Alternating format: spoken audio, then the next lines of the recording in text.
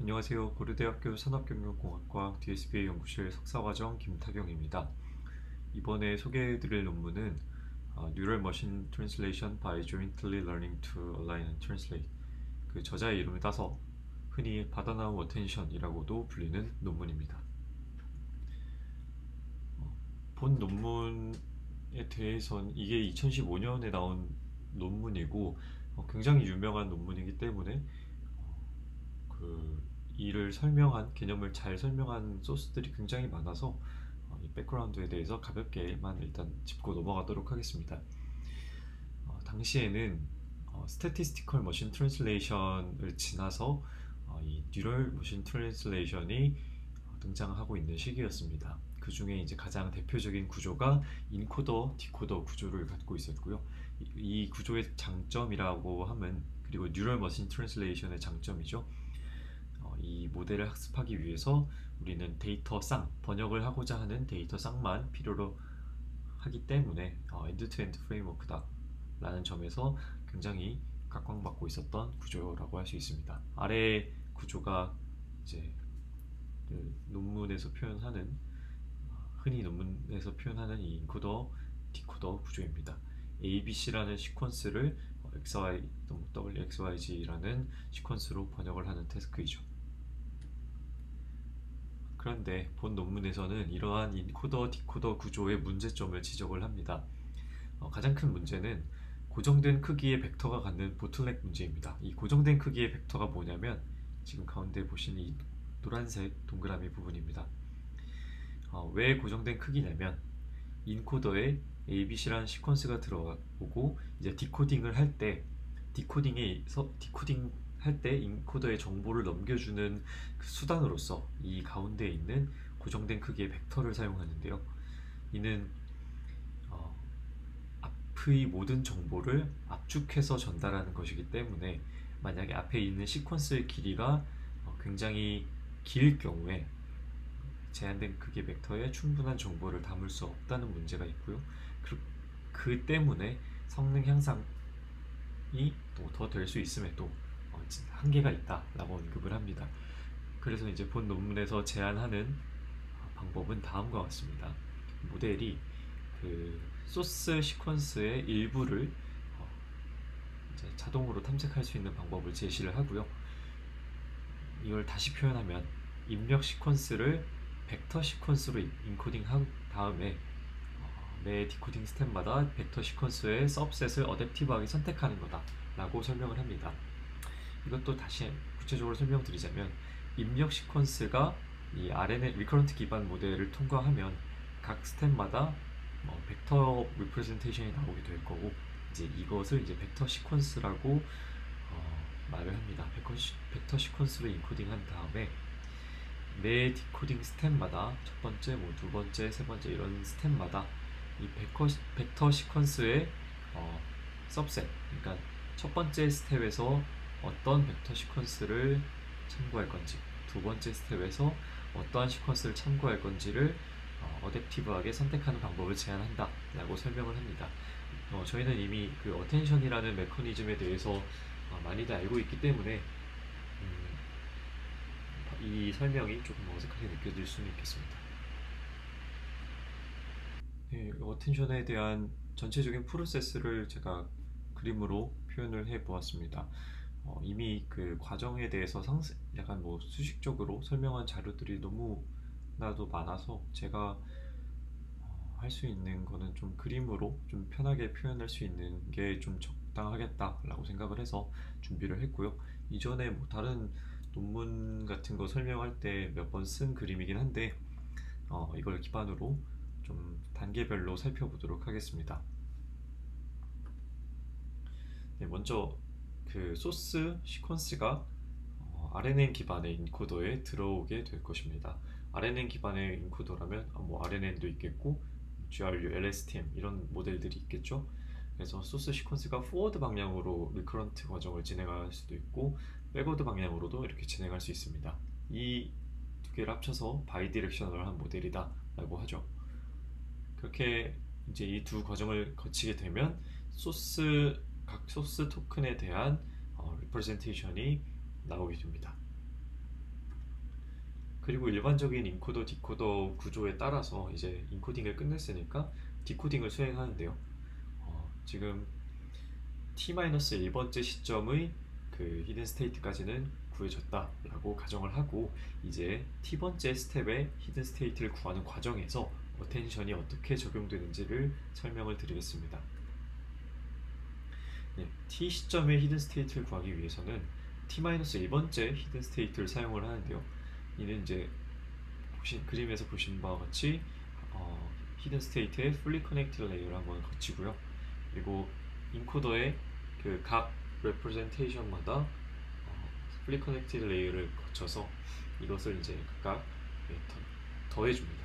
그리고 논문에 따르면 더한 후에 하이퍼볼릭 탄젠트를 적용하고 마지막에 한 번 더 fully connected 레이어를 거쳐서 입력 시퀀스와 동일한 그 길이의 레프레젠 스코어를 산출을 해냅니다. 이렇게 스코어를 산출해내면 소프트맥스를 거쳐서 하나의 분포로 만들어주는데요. 이 분포를 어텐션 디스트리뷰션이다 라고 합니다. 그리고 이 분포가 완성이 됐으면 이 지금 인코더 시퀀스와 같은 길이이기 때문에 이 레프레젠테이션에 이 분포에 이게 가중치로서 작용을 하는데, 가중치를 곱해서 최종 레프레젠테이션을 만들고, 모든 이 레프레젠테이션에 대해서 똑같이 웨이티드 썸을 진행을 해서 최종 컨텍스트 벡터를 완성을 합니다. 이게 이제 쿼리키 밸류, 트랜스포머 같은 논문을 보면 쿼리키 밸류라는 그 용어들이 언급이 되는데, 이것도 마찬가지로 t-1번째 시점에 쿼리가 들어오면 각 키별로 그 어텐션 디스트리뷰션을 계산을 해서 이 디스트리뷰션과 이 키의 값들을 웨이티드 썸해서 컨텍스트 벡터를 만들어낸다 라고 이해하시면 될 것 같습니다. 그리고 이 컨텍스트 벡터는 t 시점의 히든 스테이트를 구하기 위해서 이렇게 쭉 그대로 사용이 되고, 그 t-1번째 시점의 그 아웃풋과 콘캐테네이트 돼서 그 t 시점의 입력으로 들어가게 됩니다. 그리고 나면 그 디코더 t 시점에 히든 스테이트가 나오게 되고, 여기서 fully connected 레이어 그리고 소프트맥스를 붙여서 그 t 시점에 아웃풋을 예측을 하게 되는 것이죠. 그래서 이것이 그 바다나움 어텐션의 프로세스라고 할 수 있습니다. 그래서 실험 부분도 빠르게 한번 살펴보겠습니다. 당시에는 그 WMT14 데이터셋을 사용했고요. 영어를 불어로 번역하는 태스크입니다. 그래서 실험 결과를 아래에 제가 삽입을 해 놓았는데, 몇 가지만 설명을 하자면, 왼쪽의 표에서 그 no UNK라고 적힌 컬럼은 이 all이 이제 모든 센텐스로 실험을 한 결과이고, 이거는 센텐스 중에서 unknown 토큰이 없는 센텐스로만 실험을 진행한 결과입니다. 그래서 보시면 아래는 그 인코더 디코더라고 적힌 게 기존의 인코더 디코더 구조의 베이스라인입니다. 어텐션을 적용하지 않는 베이스라인이고, 아래는 서치가 이 바다나움 어텐션을 적용한 모델이다 라고 생각해 주시면 됩니다. 그리고 아래는 서치 50에 이 별표가 적용된 부분은 좀 그 설정한 기준보다, 다른 실험에 대한 기준보다 훨씬 더 오래 학습을 해서 더 이상 성능 향상이 없을 때까지 계속 실험을 진행한 그 로우라고 보시면 되겠습니다. 그리고 이 모세스라는 것은 기존의 이제 프레이스 베이스 그 번역 시스템을 의미하고, 이거는 그 바이링구얼 코퍼스로 쌍을 구성한 게 아니고 각각의 모노링구얼 코퍼스로 구성한 조금은 비효율적인 방법이다 라고 생각할 수 있겠습니다. 그래서 이 프레이스 베이스드에 대한 결과는 그냥 일단 참고만 하고, 그 뉴럴 머신 트랜슬레이션 시스템끼리의 비교를 한번 살펴보자면, 베이스라인인 인코더 디코더 모델보다 전반적으로 다 좋은 성능을 보이는 것을 확인할 수 있습니다. 이 뒤에 있는 숫자는 그 시퀀스의 랭스를 의미하는데, 여기는 이제 시퀀스 랭스가 30, 그리고 밑에는 시퀀스 랭스가 50일 때를 의미합니다. 좀 한 가지 주목할 점은 일반적으로 시퀀스 랭스가 길면 본 논문에서 지적했던 것처럼 그 고정된 크기의 벡터에 긴 길이의 정보를 다 담는다는 문제가 발생한다고 했는데, 그래도 이제 기본적으로 그 갖고 있는 정보는 더 시퀀스가 갖고 있는 정보는 더 많을 거라고 기대를 함에도 불구하고 어텐션을 적용한 더 짧은 시퀀스에 대해서 어텐션을 적용한 모델의 성능이 더 좋게 나온다라는 것이 좀 주목할 만한 점이다 라고 할 수 있겠습니다. 우측 그래프를 보면서 이야기하는 게 조금 더 편할 것 같습니다. 비교 대상은 그 시퀀스가 50길이인 거 그리고 30길이인 거의 베이스라인과 그 어텐션 모델입니다. 그래서 가장 좋은 거는 RNN 서치 50이 시퀀스 랭스가 계속 길어져도 굉장히 로버스트한 성능을 보여주고요. RNN 서치 30 역시 그 애초에 학습을 시퀀스 랭스 30으로 했기 때문에 30까지는 괜찮은 성능을 보이다가 떨어지긴 하지만 그 기존의 베이스라인 모델들보다는 훨씬 더 우수한 성능을 보인다라고 주장을 하고 있습니다. 그 다음에 좀 정성적인 평가 중에 하나로 그 원 문장과 번역 문장이 잘 얼라인 되어 있는지를 확인하는 실험입니다.